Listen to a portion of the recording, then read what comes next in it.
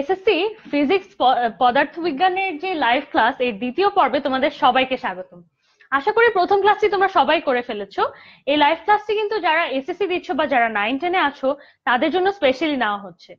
তোমরা যারা 9-10-এ আছো তারা কিন্তু জানো যে এই চলতড়িৎ বা কারেন্ট ইলেকট্রিসিটি চ্যাপ্টারটা আমাদের জন্য কতটা গুরুত্বপূর্ণ। এই চ্যাপ্টারটার থেকে কিন্তু অবশ্যই সবসময় দেখা যায় যে বোর্ড পরীক্ষাগুলো বা ইভেন স্কুলের পরীক্ষাগুলোতে অবশ্যই প্রশ্ন থাকে। এই চ্যাপ্টারটা যখন আমি এসএসসি দিতাম তখন আমার খুবই প্রিয় একটা চ্যাপ্টার ছিল। তো আর দেরি না করে আজকে ক্লাস শুরু করে ফেলি। ক্লাস শুরু করার আগে তোমরা আমাকে কমেন্ট করে জানিয়ে দাও কারা এই সেকেন্ড ক্লাসটিতে এসে জয়েন করেছো, এবং যারা ফার্স্ট ক্লাসটিও করেছো তারা আমাকে জানিয়ে দাও যে তোমরা ফার্স্ট ক্লাস করে এখন সেকেন্ড ক্লাসের জন্য প্রস্তুত। তাহলে আসো দেরি না করে আমরা আজকের ক্লাসটি শুরু করে ফেলি। আজকের ক্লাসে আমাদের প্রথমেই যে দুটো আলোচনার বিষয় সেটা হলো অ্যামিটার এবং ভোল্টমিটার। প্রথমে চলো আমরা একটু জেনে নেই যে অ্যামিটার ভোল্টমিটার এই দুটো টার্ম দিয়ে আমরা কি বোঝাচ্ছি। আচ্ছা, অ্যামিটার হলো এমন এক ধরনের যন্ত্র, জিনিসটাকে লেখা হয় এভাবে অ্যামিটার, বর্তনীতে এর চিহ্ন দেওয়া হয় এভাবে, এটা গোল চিহ্নের মধ্যে এ লিখে বোঝানো হয়। এই অ্যামিটার হলো এমন একটা যন্ত্র যা দিয়ে আমরা তড়িৎ প্রবাহ বা ফ্লো অফ কারেন্টটাকে মাপতে পারি। তড়িৎ প্রবাহের পরিমাপ করি আমরা যে যন্ত্র দিয়ে, সেটাকে অ্যামিটার বলা হয়। আচ্ছা, চিন্তা করে দেখো, তড়িৎ প্রবাহ পরিমাপ করার জন্য আমাদের তো তড়িৎ প্রবাহের পথের মধ্যে থাকতে হবে, তাই না? তাহলে এই যে অ্যামিটারটি রয়েছে এটা কিভাবে তড়িৎ প্রবাহ পরিমাপ করে? যে কোনো বর্তনীতে তাকে সিরিজে বা শ্রেণী সন্নিবেশে রাখলে বা শ্রেণী কানেকশন যেটা থাকে সেভাবে রাখলে সে আমাদেরকে তড়িৎ প্রবাহটা মেপে দেয়। ধরো এখানে একটা শ্রেণী সন্নিবেশ আমরা দেখিয়েছি, বা শ্রেণী সিরিজ কানেকশন যেটাকে বলে আমরা সিরিজ বর্তনী, সেটা দেখিয়েছি। এখানে কিভাবে থাকে, এখানে যে তড়িৎ প্রবাহের যে উপকরণগুলি রয়েছে, যে রোধগুলি রয়েছে, যে R1 R2 R3, তিনটা ভিন্ন ভিন্ন রোধ রয়েছে, এই তিনটা কিন্তু সিরিজে আছে। সিরিজে আছে মানে কি, এগুলো পর পর সাজানো আছে। অর্থাৎ এই যে R1 এর যদি আমি এটাকে প্রথম মাথা, এটাকে দ্বিতীয় মাথা, R2 এর এটা প্রথম মাথা দ্বিতীয় মাথা, এভাবে যদি আমি বোঝাই, তাহলে এই R1 এর দ্বিতীয় মাথাটা যেখানে শেষ হয়েছে তারপরে R2 এর প্রথম মাথাটা শুরু হয়ে গিয়েছে। অর্থাৎ এদের মধ্যে কোনো ধরনের ইন্টারাপশন নেই, এদের মধ্যে অন্য কোনো ভিন্ন পথ নেই, এরা একই পথে সিরিয়ালি একের পর এক শ্রেণী সন্নিবেশে সাজানো রয়েছে। তো এই অ্যামিটার যে থাকে, এই অ্যামিটার করে কি, তাকে এই শ্রেণী সন্নিবেশে, এই যে তুমি এখানে একটা অ্যামিটার কানেক্ট করে দিলে, সে এই সার্কিটের বা এই বর্তনীর কারেন্টটা বা তড়িৎ প্রবাহটা তোমাকে মেপে দিয়ে দিবে। তাহলে এই ছিল আমাদের অ্যামিটার নিয়ে আলোচনা। অ্যামিটার এমন একটা যন্ত্র যেটা আমাদের তড়িৎ প্রবাহ পরিমাপ করে দিতে পারে। আচ্ছা, এই পর্যায়ে আমরা ভোল্টমিটার নিয়ে আলোচনা করার আগে তোমরা যারা যারা এখন আমাদের সাথে লাইভ ক্লাসটি জয়েন করেছো তারা এখনই ক্লাসটি শেয়ার করে তোমাদের অন্যান্য সব বন্ধুদের জানিয়ে দাও, যাতে তারাও এই চলতড়িতের চ্যাপ্টারের ক্লাসটি দেখে নিজেরা অনেক কিছু শিখতে পারে। এই ক্লাসের শেষে আমি তিনটা বড় বড় তোমাদের জন্য কিন্তু ম্যাথ রেডি করে রেখেছি। এই ক্লাসের বেসিক গুলো বুঝে ফেলতে পারলে, এই ম্যাথ গুলো যদি তোমরা সলভ করতে পারো, তাহলে এই চ্যাপ্টার থেকে তোমার যে কোনো কিছু বোঝার এবিলিটিটা অনেক বেশি ক্লিয়ার হয়ে যাবে। তাই দেরি না করে এখনই শেয়ার করে ফেলো। এই ছিল আমাদের অ্যামিটার নিয়ে আলোচনা। অ্যামিটারের পরে আমরা এমন একটা যন্ত্র নিয়ে আলোচনা করব যেটা দিয়ে আমরা বিভব পার্থক্য মেপে থাকি, যাকে আমরা বলি ভোল্টমিটার। এই যে ভোল্টমিটার, এই ভোল্টমিটার হলো এমন একটা যন্ত্র যেটা দিয়ে আমরা যে কোনো একটা সার্কিটের দুটা ভিন্ন ভিন্ন বিন্দুর মধ্যে বিভব পার্থক্য কত সেটা মেপে ফেলতে পারবো। এই বিভব পার্থক্য কিন্তু দুটো ভিন্ন পয়েন্টের মধ্যে থাকে।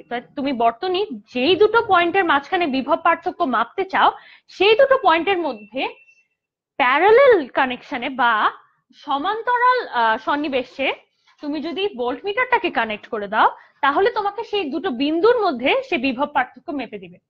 এই যে এখানে ডায়াগ্রামটি আমরা এঁকেছি, এটা কিন্তু এখানে কিন্তু এই তিনটা রোধ R1 R2 R3, এই তিনটা প্যারালাল বা সমান্তরাল সিস্টেমে আছে বা সমান্তরাল বর্তনীতে আছে।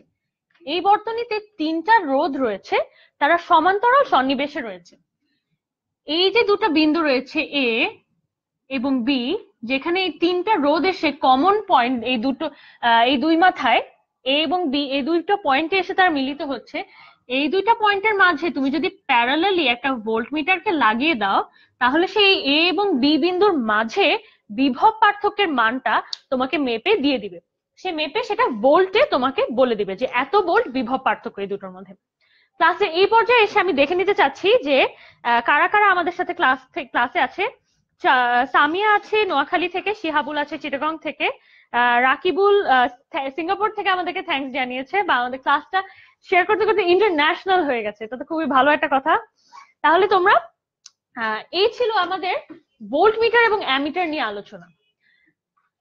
এখন আমরা ক্লাসের এর পরের মেন আলোচনায় চলে যাব, সেটা হলো সিরিজ এবং প্যারালাল বা শ্রেণী এবং সমান্তরাল সন্নিবেশ নিয়ে আলোচনা। আচ্ছা, এই আলোচনা আমরা গত ক্লাস শেষ করেছিলাম যে শ্রেণী সন্নিবেশে কিভাবে রোধগুলো একটার পর একটা সাজানো থাকে এবং সমান্তরাল সন্নিবেশে কিভাবে রোধগুলো একটার পর একটা সাজানো থাকে বা একটার সাথে একটা অ্যাকচুয়ালি। তাহলে একটু রিভিউ করতে গেলে আমরা একটু বলে দেই। চিন্তা করে দেখো, এখানে আমরা কি বলেছিলাম, যেহেতু সিরিজের ক্ষেত্রে বা শ্রেণীর ক্ষেত্রে রোধগুলো একটার পর একটা সাজানো রয়েছে এমন ভাবে যে তাদের প্রবাহের পথটা কিন্তু একটাই, তাই এখানে তড়িৎ প্রবাহ বা আই এর মান সেম থাকবে। তার মানে R1 R2 R3 এই তিনটা বরাবরই তড়িৎ প্রবাহ বা আই এর মান সেম থাকবে। কিন্তু চিন্তা করে দেখো, এই দুটা বিন্দুর মধ্যে যে বিভব পার্থক্য থাকবে, এই দুটো বিন্দুর মধ্যে কি তাই বিভব পার্থক্য থাকবে? বা R3 দুই মাথায় দুইটো বিন্দুর মধ্যে কি একই বিভব পার্থক্য থাকবে? উত্তরটা হলো না। তাহলে শ্রেণীর বা সিরিজের ক্ষেত্রে আমাদের ভিটা ভ্যারি করছে বা ভিটা বদলে যাচ্ছে, অর্থাৎ বিভব পার্থক্য বদলে যাচ্ছে কিন্তু তড়িৎ প্রবাহের মান একই থাকছে। ওহমের সূত্রটা যদি আমরা একটু মনে করে দেখি, ওহমের সূত্রে আমাদের কাছে ছিল ভি সমান সমান আই আর। এই সম্পর্কটা আমরা ওহমের সূত্র থেকে পেয়েছিলাম। এখন চিন্তা করে দেখো, এই যে তিনটা রোধ কানেক্ট করা আছে, এই তিনটা রোধের জায়গায় আমি যদি এমন একটা রোধ নিয়ে আসি, যেই রোধটা মানে ধরো এই বর্তনীতে তো তিনটা রোধ কানেক্ট করা, তাই না? এই তিনটা রোধের জায়গায় আমি যদি একটা রোধ নিয়ে আসি এমন ভাবে যে তার এই রোধের দুই পাশে যে বিভব পার্থক্য রয়েছে সেই বিভব পার্থক্য এই বর্তনীর বিভব পার্থক্যের সমান, এবং এর মধ্যে দিয়ে এই বর্তনীর মধ্যে দিয়ে যে কারেন্ট প্রবাহ হচ্ছে বা যে তড়িৎ প্রবাহ হচ্ছে সেই তড়িৎ প্রবাহ এই আগের আই এর সমান, তাহলে এইখানে যে রোধটা দিয়ে আমি একটা রোধ দিয়ে যে তিনটা রোধকে আমি রিপ্লেস করে দিলাম, সেই রোধকে আমি বলবো তুল্য রোধ। এই কনসেপ্টে আমরা এখন চলে আসলাম তুল্য রোধের কনসেপ্ট।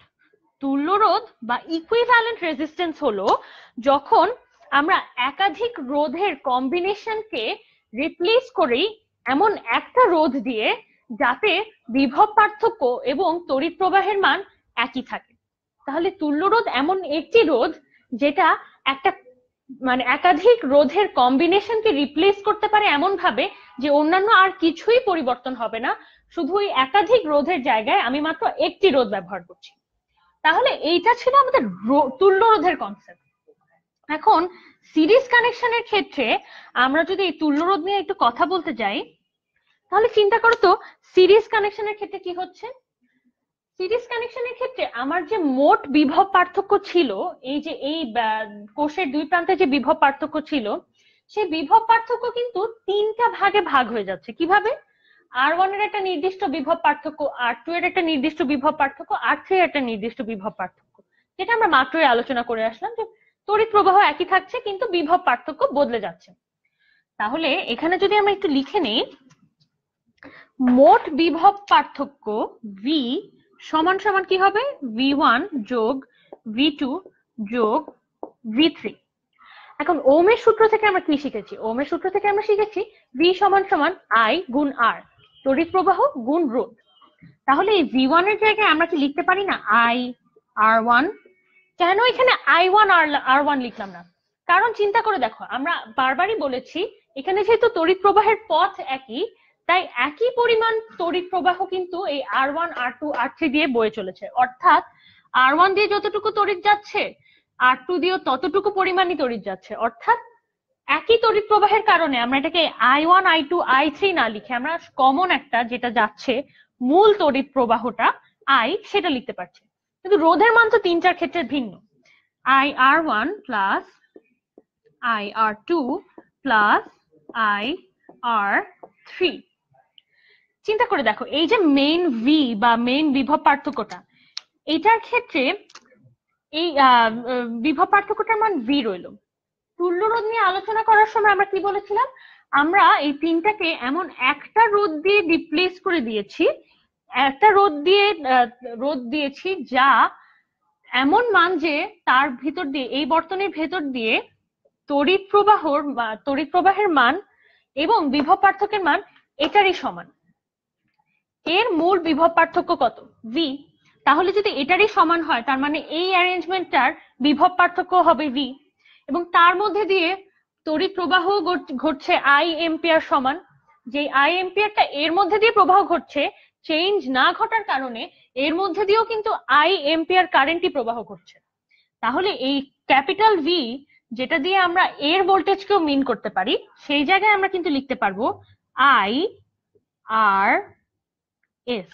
যেখানে এই যে আর এস টা রয়েছে, এই আর এস পরিমাণটা হচ্ছে এই তিনটাকে একত্র করার পর যে তুল্য রোধটা আমরা পাচ্ছি, সেই তুল্য রোধটা। এই আর এস টা হলো সেই তুল্য রোধ যেটা একটা সার্কিটে বসানোর কারণে এমন হয়েছে যে সে তিনটা রোধকে রিপ্লেস করেছে এমন ভাবে যে ভি এবং আই এই দুটোর কোনো পরিবর্তন ঘটেনি। তাহলে এখন যদি এই দিক থেকে আই কমন নিয়ে আমরা দুই দিক থেকে আই বাদ দিয়ে দেই, আমরা লিখতে পারবো আর এস সমান সমান R1 plus R2 plus R3।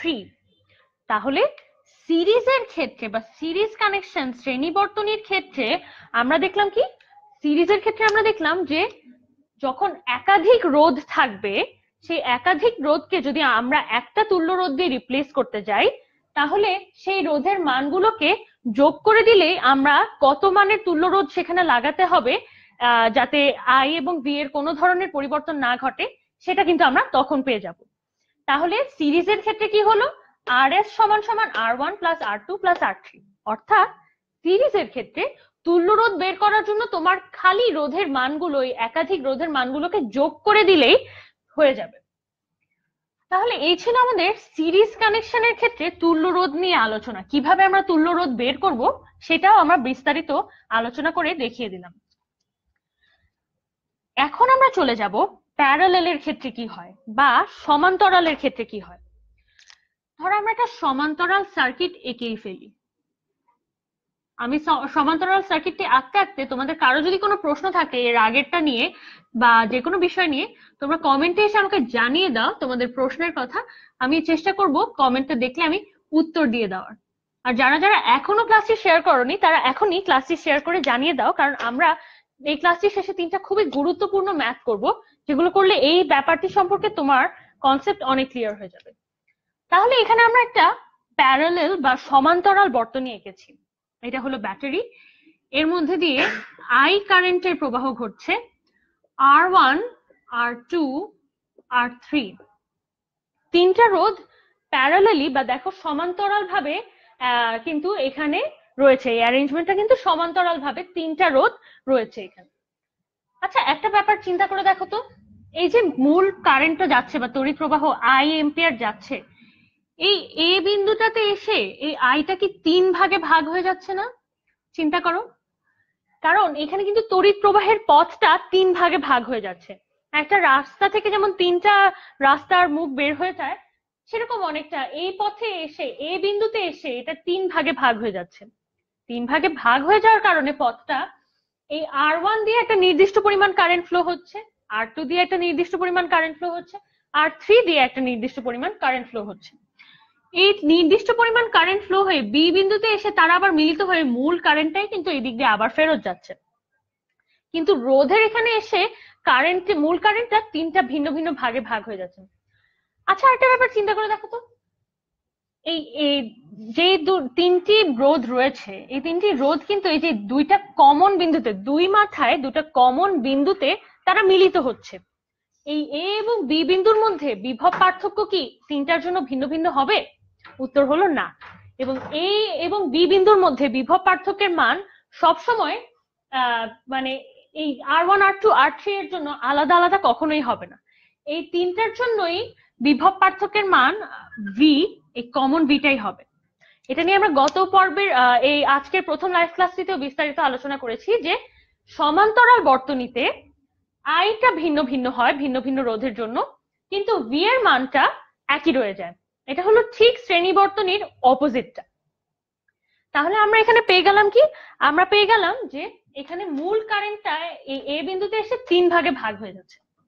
তাহলে যেহেতু 3 ভাগে ভাগ হয়ে যাচ্ছে, এখন আমরা আবার সেই তুল্য রোধের কনসেপ্টটা নিয়ে আসি।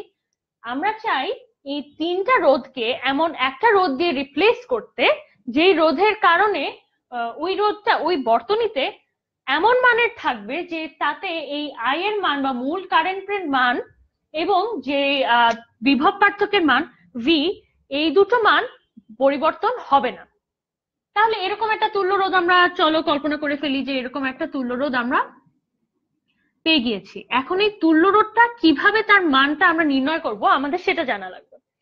তাহলে চিন্তা করে দেখো, এই তুল্য রোধের যে মান থাকবে তাতে কিন্তু এই আই এর মান এবং ভি এর মান কোনো পরিবর্তন ঘটবে না। তাহলে আমরা এখান থেকে আসি, এখানে আমাদের মূল কারেন্টটা কি হচ্ছে, 3টা ভিন্ন ভিন্ন ভাগে বিভক্ত হয়ে যাচ্ছে। হচ্ছে I1, ধরে নিলাম R1 দিয়ে কারেন্ট যাচ্ছে I1 পরিমাণ, R2 দিয়ে যাচ্ছে I2 পরিমাণ, এবং R3 দিয়ে যাচ্ছে I3 পরিমাণ। তাহলে এই ভিন্ন ভিন্ন মান কি, এই যে মূল কারেন্টটা এসে একটা জায়গায় বিভক্ত হয়ে গেল সেগুলো। এখন এখানে যদি আমরা ওহমের সূত্রটা আবার একটু মনে করে দেখি, ওহমের সূত্রে আমরা কি পেয়েছিলাম, ওহমের সূত্রে আমরা পেয়েছিলাম I সমান সমান V বাই R।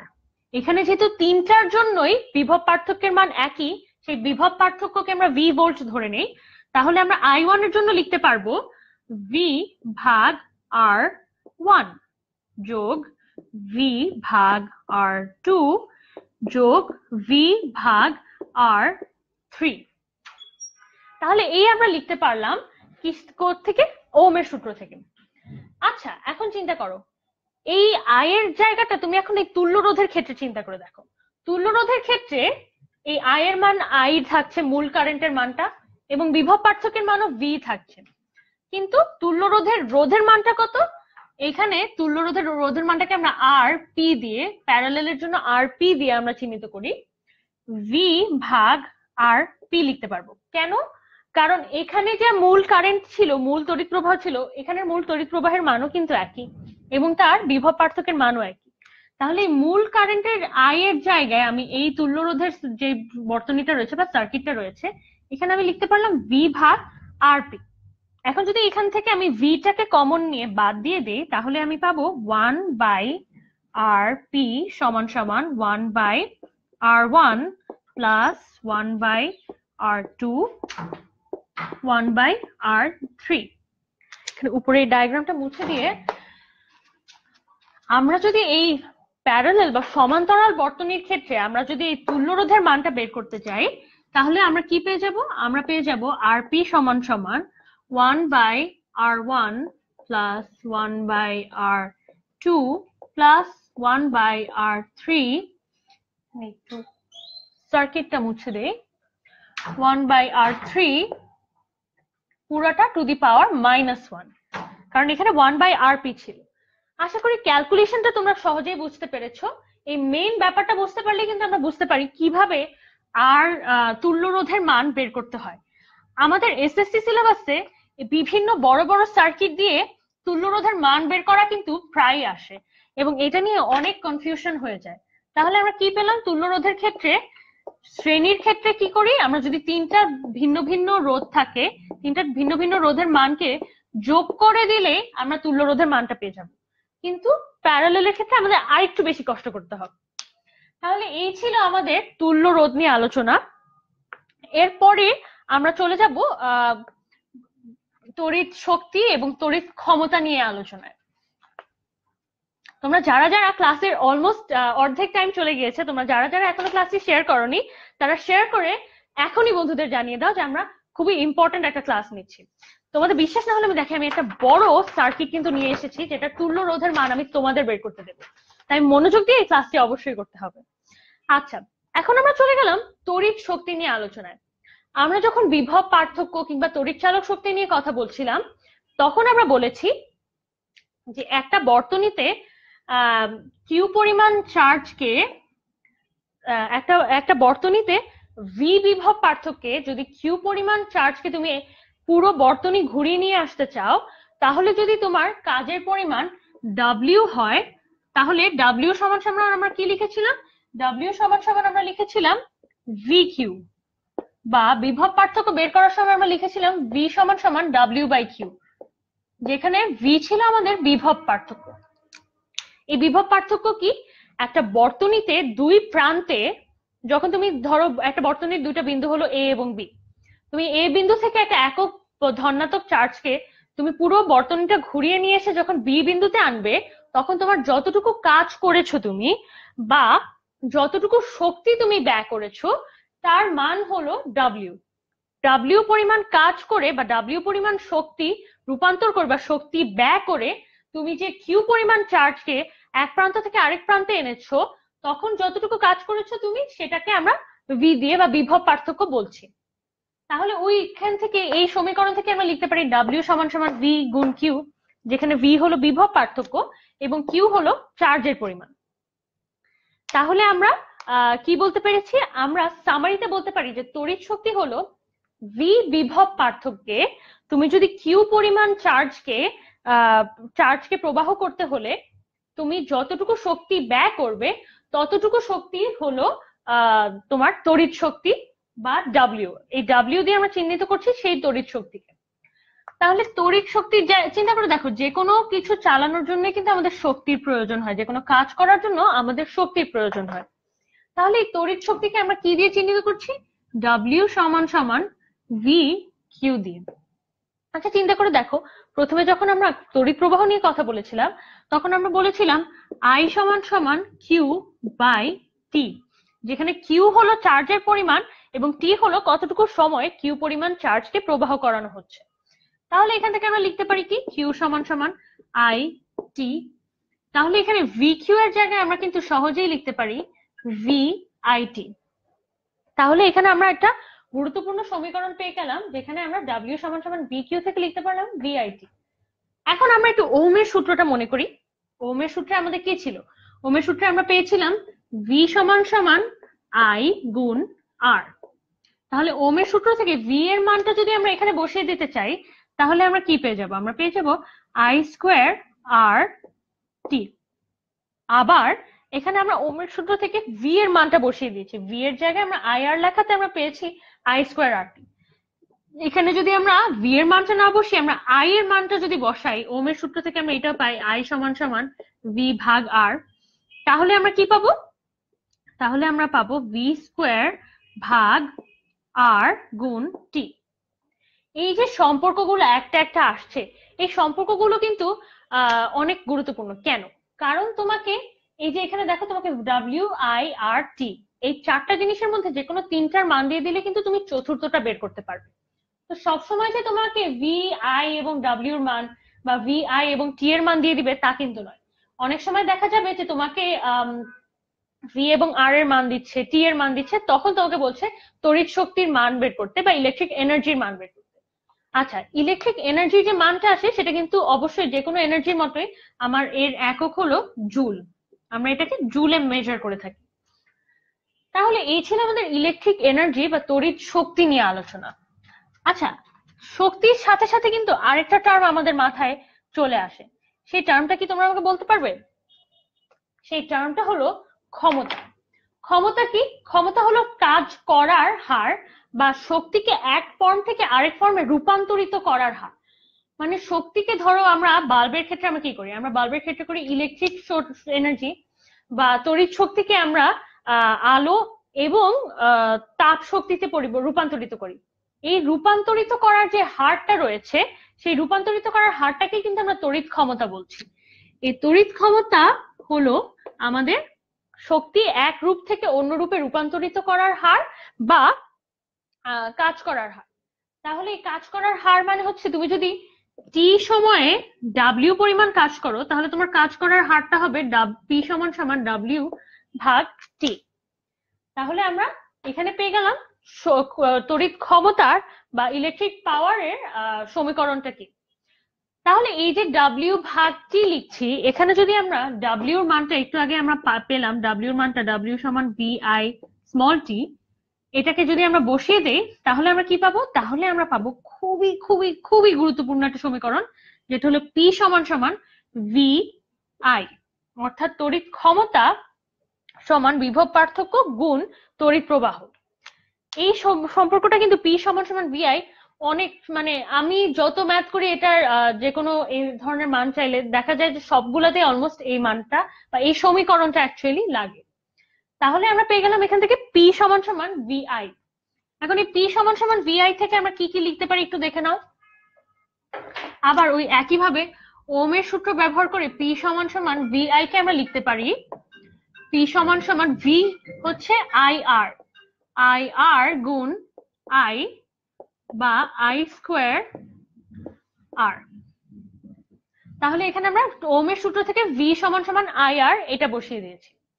এছাড়া ভি এর মান না বসে যদি আমরা আই এর মান বসাতে চাই তাহলে আমরা পাবো ভি গুণ ভি বাই আর, অর্থাৎ ভি স্কোয়ার বাই আর।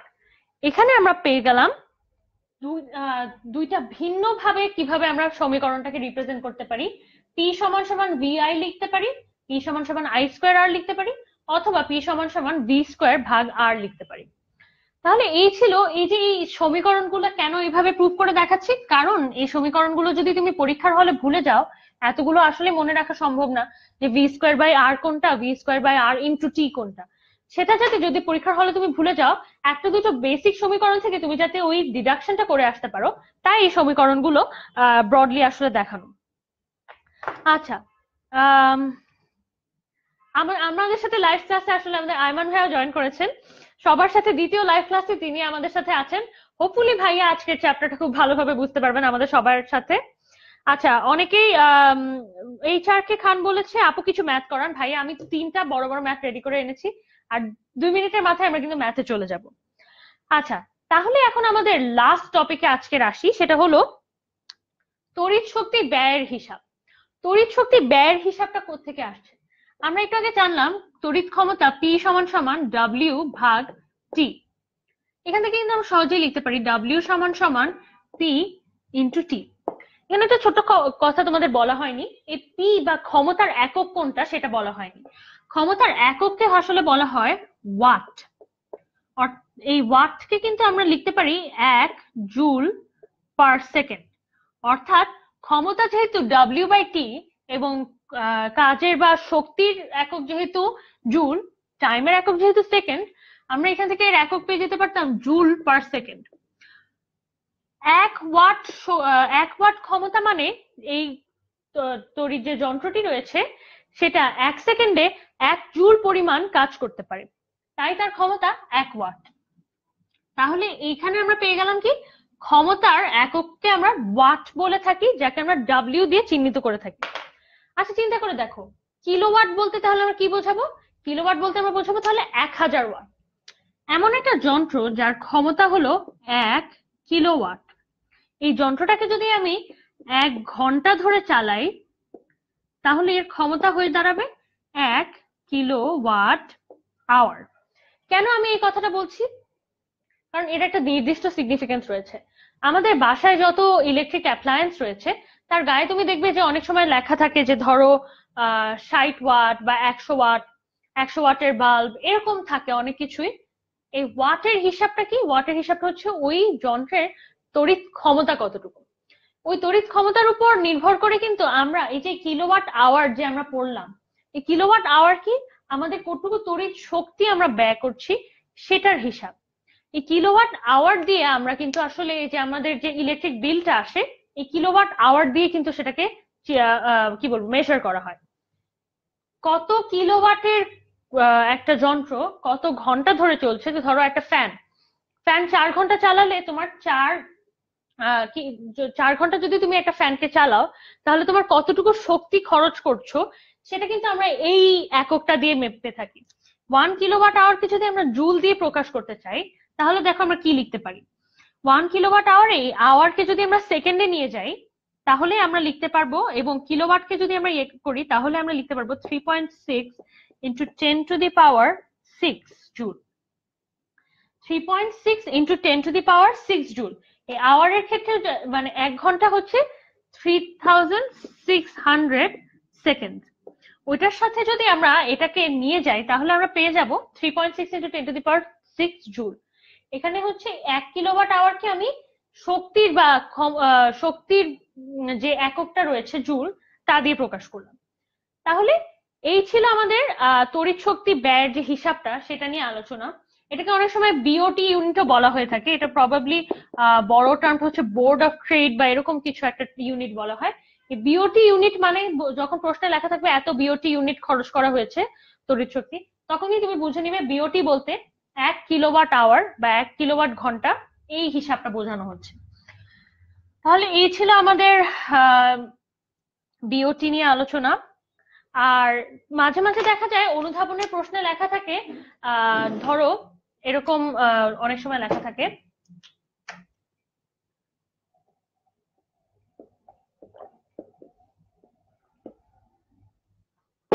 দুইশো ভোল্ট 60 ওয়াট, এরকম ভাবে একটা বাল্ব মার্ক করা আছে। এর তাৎপর্য কি বা এর মানে কি? এর মানে হচ্ছে ধরো 200 ভোল্ট বিভব পার্থক্যে তাকে যদি তুমি 200 ভোল্ট বিভব পার্থক্যে কানেক্টেড থেকে এই যন্ত্রটি প্রতি সেকেন্ডে 60 জুল ইলেকট্রিক এনার্জিকে, ইলেকট্রিক শক্তিকে, তড়িৎ শক্তিকে অন্যান্য শক্তির ফর্মে রূপান্তরিত করতে পারে, এবং সেই রূপান্তরিত করার হারটা হচ্ছে 60 জুল প্রতি সেকেন্ডে। তাহলে এভাবেই গুছিয়ে লিখতে হবে। তোমাকে যদি বলা থাকে যে এরকম একটা বাল্বের উপর মার্কিং আছে 200 ভোল্ট 60 ওয়াট, তাহলে তোমাকে এভাবেই গুছিয়ে লিখতে হবে। আচ্ছা, তাহলে এই গেল আমাদের আজকের ক্লাসের বেসিক নিয়ে আলোচনা। এখন আমরা চলে যাব আমাদের আজকের প্রথম ম্যাথটিতে। এই সার্কিটটি দেখে তোমরা আমাকে সার্কিটটি দেখে তোমরা সলভ করার চেষ্টা করো, এবং তোমাদের পাশাপাশি আমিও করার চেষ্টা করব। তারপরে দেখবো আমরা উত্তর আমাদের কত আসছে। আচ্ছা, তাহলে এই ছবিতে কি দেওয়া আছে? এই ছবিতে দেওয়া আছে একটা বর্তনী যেখানে অনেক ভিন্ন ভিন্ন ভাবে কিন্তু আমাদের রোধগুলো কানেক্টেড আছে। তোমরা যদি এর মানটা বা এর এক একটা রোধের মান না দেখতে পারো, আমি তো তোমাদের বলে দিই, মনোযোগ দিয়ে শুনো। এই দিক দিয়ে প্রথম যে রোধটা আমরা পাচ্ছি এর মান হলো 6 ওহম।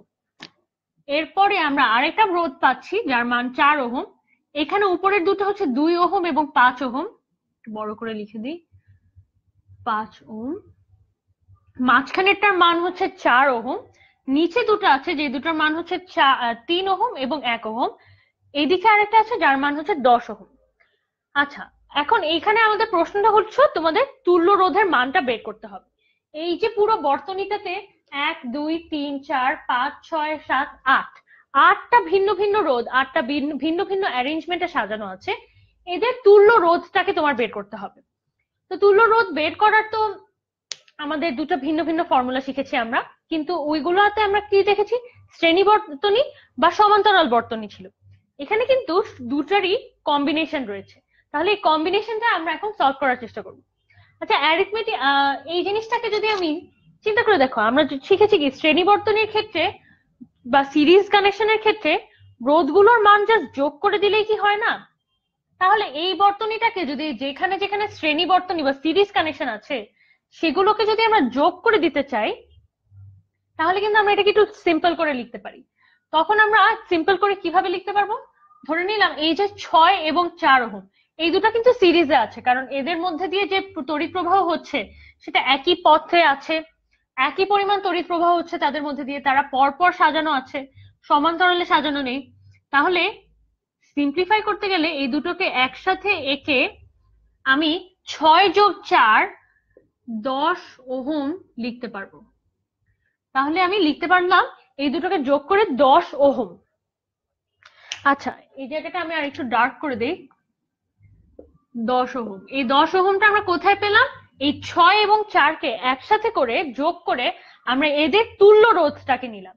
এই তুল্য রোধটাকে নিয়ে আমরা একবারে এই দুটোকে যোগ করে, যেহেতু শ্রেণী বর্তনীতে আছে, শ্রেণী অ্যারেঞ্জমেন্টে আছে, সিরিজে আছে, তাই তাদেরকে যোগ করে আমি 10 ওহম লিখে ফেললাম। আচ্ছা, এরপর চলো এই যে এই জায়গাটা এসে ভাগ হয়েছে, এই ভাগ হয়ে উপরের লাইন বরাবর যেখান দিয়ে একই পরিমাণ তড়িৎ কিন্তু প্রবাহ করছে, কারণ তারাও সিরিজে রয়েছে, এই 2 ওহম এবং 5 ওহম এই দুটোকে যোগ করলে আমরা এখানে তুল্য রোধটা পাবো একইভাবে 7 ওহম। আচ্ছা, মাঝখানেরটা তো 4 ওহমই থাকলো, এবং নিচেও 3 ওহম এবং 1 ওহমের দুটো রোধ সিরিজে রয়েছে। তাহলে এই দুটোকে যোগ করে দিলে আমরা এদের তুল্য রোধটা পাবো 4 ওহম। এরপরে এখানে আরেকটা রোধ রয়েছিল, এটার কোনো কম্বিনেশন নেই। তাহলে এই আমাদের সার্কিটটা কিছুটা সিম্পলিফাইড হয়ে গেল। এটা ছিল 10 ওহম। তাহলে এই সিম্পলিফাইড সার্কিটের ব্যাপারটা কি চিন্তা করো, এই যে 7 4 4 তিনটা আছে, এই তিনটা কিন্তু সমান্তরাল ভাবে যোগ আছে বা সমান্তরাল ব্যবস্থায় রয়েছে।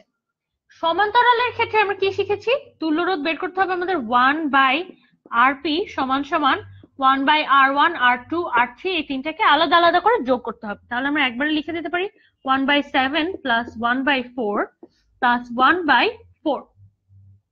তাহলে এই তিনটার ক্ষেত্রে আমরা একটু ক্যালকুলেটরে মেপে দেখে ফেলি যে মানটা কত আসছে। 1/7 প্লাস 1/4 প্লাস 1/4, উত্তর আসছে 9/14।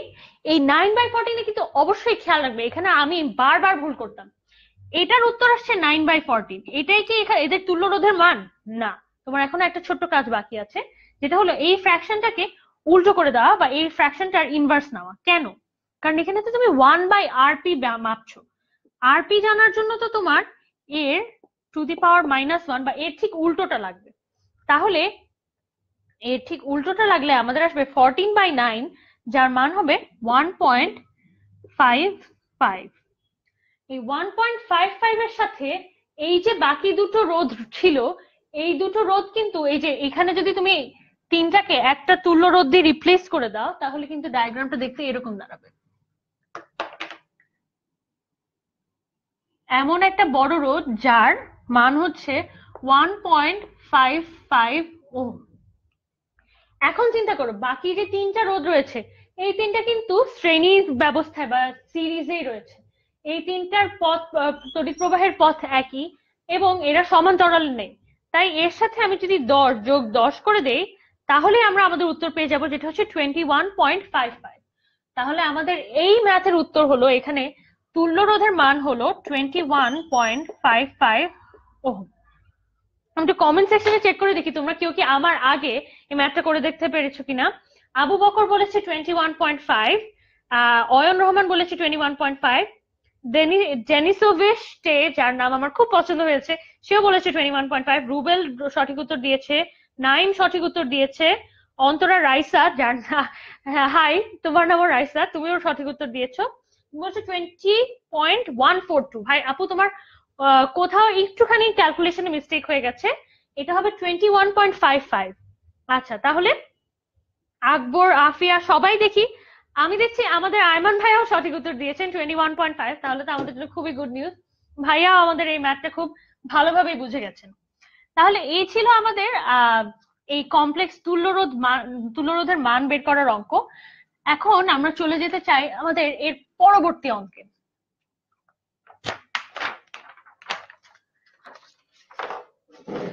পরবর্তী অঙ্কটাও খুবই ইন্টারেস্টিং। এই অঙ্কটা পারলে তুমি তড়িৎ ক্ষমতা বা তড়িৎ শক্তি নিয়ে যে কোনো সমস্যার সমাধান তুমি সহজেই করতে পারবে। সরি, প্রশ্নটা বোর্ডে লাগাতে একটু সময় লাগছে। তোমরা যারা যারা প্রশ্নটি পড়তে পারছো, তোমরা প্রশ্নটি পড়ে এর উত্তর বের করার বা খাতা কলম নিয়ে বসে যাও এটা ক্যালকুলেট করতে। আচ্ছা, তাহলে প্রশ্নটা কি বলা আছে? বলা আছে একটি যন্ত্রের রোধ 220 ভোল্ট, একটি যন্ত্রের রোধের মান 220 ওহম এবং ক্ষমতা 880 ওয়াট। তাহলে একটি যন্ত্রের রোধের মান, আমরা আগে ম্যাথের যা মান দেওয়া আছে তা লিখে ফেলি। রোধের মান হলো R সমান সমান 220 ওহম এবং এর ক্ষমতা হলো P সমান সমান 880 ওয়াট। এর মধ্যে 4 কুলম্ব আধান প্রবাহের সময় বের করো। তাহলে প্রশ্নে তোমার কাছে চেয়েছে টি সময় কতটুকু এই 4 কুলম্ব আধান বা চার্জকে এর মধ্যে দিয়ে প্রবাহ করানো। তাহলে এখানে আমাদের কিউ এর মান দেওয়া আছে 4 কুলম্ব, আমাদের জানতে চেয়েছে টি এর মান কত। তাহলে যেহেতু সংখ্যাগুলো আমরা এখানে লিখে ফেলেছি, আমরা এই প্রশ্নটা সরিয়ে ফেলি যাতে আমরা সহজে এখানে অঙ্কটা করে ফেলতে পারি বোর্ডের উপর। আচ্ছা, তাহলে চিন্তা করে দেখো, প্রথমেই তোমার কাছে কি দেওয়া আছে, পি এবং আর।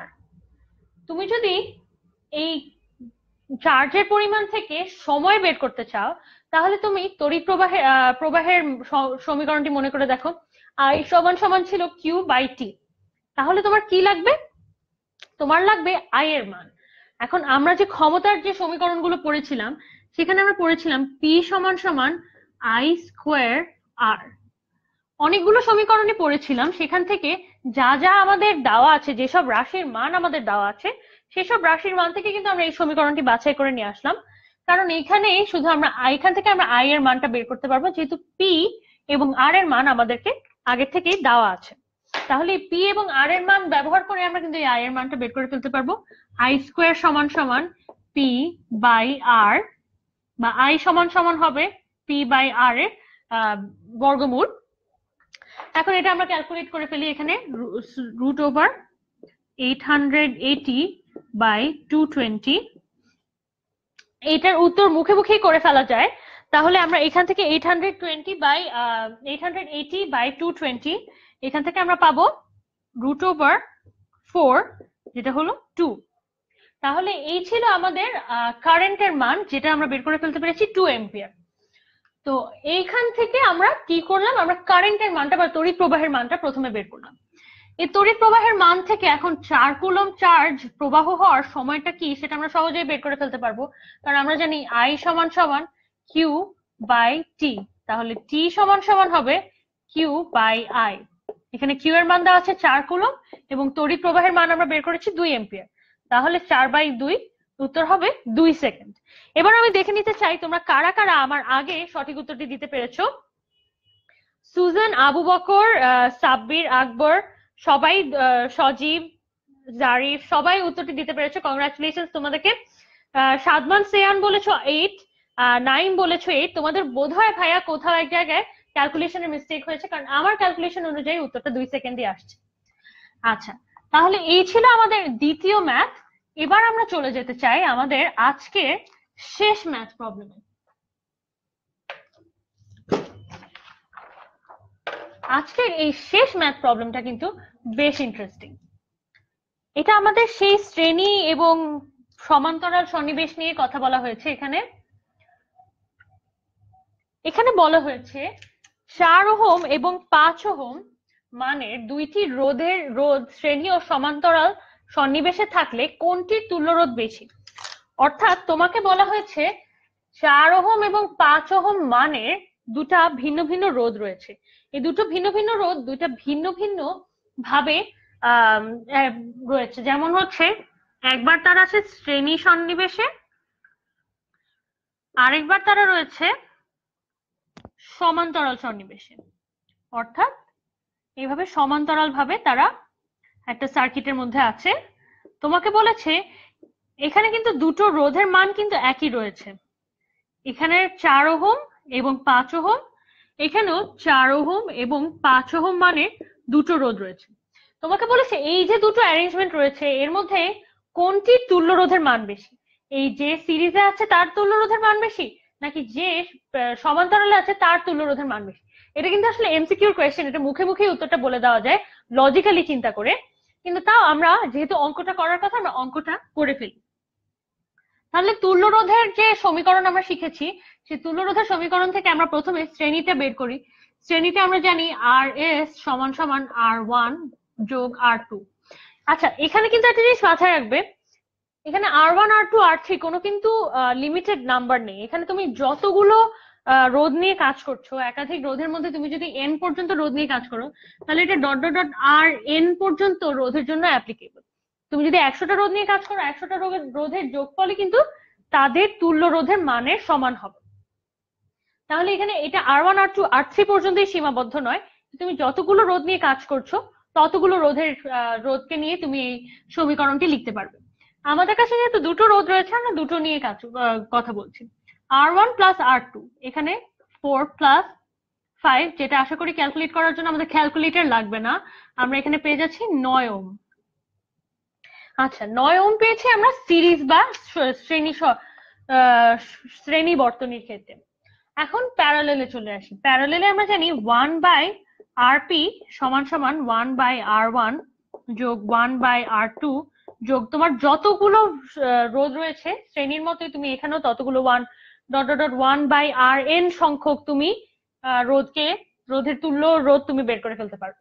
তাহলে এখানে যেহেতু আমাদের মান দুটো 4 এবং 5, আমরা বের করে ফেলি 1/4 প্লাস 1/5 ওহম। এখান থেকে আমাদের উত্তরটা, if I am not wrong, এই উত্তরটা চলে আসবে 9/20 ওহম। এবং এটাকে তুমি অবশ্যই আগেও যেমন বলেছি আমরা এখানে তুল্য রোধটা বের করার জন্য আমাদের অবশ্যই এটাকে উল্টে দিতে হবে, অর্থাৎ 20/9 লিখতে হবে। এই তুল্য রোধটা যেহেতু 1/rp মান যেহেতু 9/20, rp মান হবে 20/9 ওহম, যেটাকে ডেসিমেলে নিয়ে গেলে আমরা পাই 2.22 ওহম। তাহলে অবশ্যই আমরা দেখতে পাচ্ছি যেটাকে আমরা ডিরেক্ট যোগ করে দিয়েছি সেটার মান বেশি, সেটার তুল্য রোধের মান বেশি, অর্থাৎ শ্রেণী বর্তনীর ক্ষেত্রে এই তুল্য রোধের মান বেশি আসছে। তাহলে এই আমি এই পর্যায়ে দেখি কে কে আমাদের আসলে সঠিক উত্তরটি দিতে পেরেছে। আহমেদ, সাদি, আর রাকিব, মিনহাজ, ডেনিসোভিশ, তোমরা সবাই বলতে পেরেছো আমাদেরকে যে সিরিজের বা প্যারালেলের উত্তরটা কত এসেছে। এবং আয়মান ভাই উত্তর দিয়েছেন সিরিজেরটা 9 ওহম হবে। কংগ্রাচুলেশন আয়মান ভাই, আপনিও সঠিক উত্তর দিতে পেরেছেন। আচ্ছা আচ্ছা, অয়নও দুটার উত্তর দিয়েছে। তাহলে হ্যাঁ, আকবর জিজ্ঞেস করেছে এটা কি রাইট নাকি। হ্যাঁ, তুমি ঠিকই বলেছো। সিরিজে যেটা আছে বা শ্রেণীতে যেটা আছে সেটার মান হবে তুল্য রোধের মান 9 ওহম, এবং প্যারালেলে যেটা আছে সেটা 2.22 ওহম।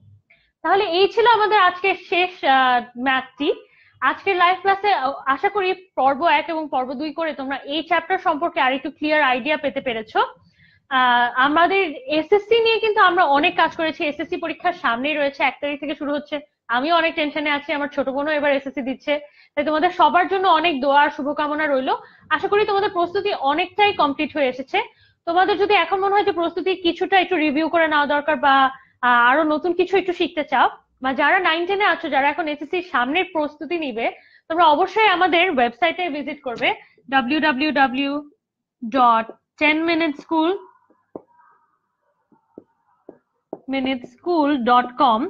আমাদের ওয়েবসাইটে গেলেই তোমরা কিন্তু অনেক ভালো ভালো রিসোর্স পেয়ে যাবে। আমরা সার্বক্ষণিক কাজ করছি তোমাদের জন্য যাতে এডুকেশন আমরা ইজি করে ফেলতে পারি। আমাদের লাইভ ক্লাস রয়েছে, আমাদের একাডেমিক ক্লাস রয়েছে, তাছাড়া রয়েছে স্মার্ট বুক, আমাদের ইন্টারঅ্যাক্টিভ ভিডিও, কুইজ রয়েছে যা দিয়ে তুমি তোমার প্রিপারেশন একটু যাচাই করে নিতে পারো। তাহলে তুমি আজকে এই ওয়েবসাইটে গিয়ে ঘুরে আসো, যে দেখো কি কি রিসোর্স তুমি এখনো দেখোনি, সেগুলো দেখে তোমার এসএসসির প্রিপারেশনটা কমপ্লিট করে নাও। এবং যারা 9-10-এ আছো তারাও বসে না থেকে এখন থেকে এসএসসির প্রিপারেশনটা কমপ্লিট করার জন্য উঠে পড়ে লেগে যাও। এছাড়া এর আগের ক্লাসে তো পর্ব 1-এ আমাদেরকে শুভ ভাই এসে বলেছিলেন আমাদের 10MS সায়েন্স ক্লাবের কথা। আশা করি তোমরা সবাই ক্লাবটি জয়েন করে ফেলেছো ইতিমধ্যে, এবং তোমাদের যে অ্যামেজিং সায়েন্স এক্সপেরিমেন্টের আইডিয়া বা যে কোনো কিছু নিয়ে যে আইডিয়া রয়েছে সেগুলো এখনই শেয়ার করে ফেলেছো। আমরা জানি যে সায়েন্স অনেক মজার একটা বিষয়, সেটা সবাইকে জানিয়ে দেওয়ার দায়িত্ব কিন্তু আমাদের নিজেদেরই। ভালো থেকে সবাই। Good night everyone. আশা করি নেক্সট লাইভ ক্লাসে আমাদের দ্রুতই দেখা হবে।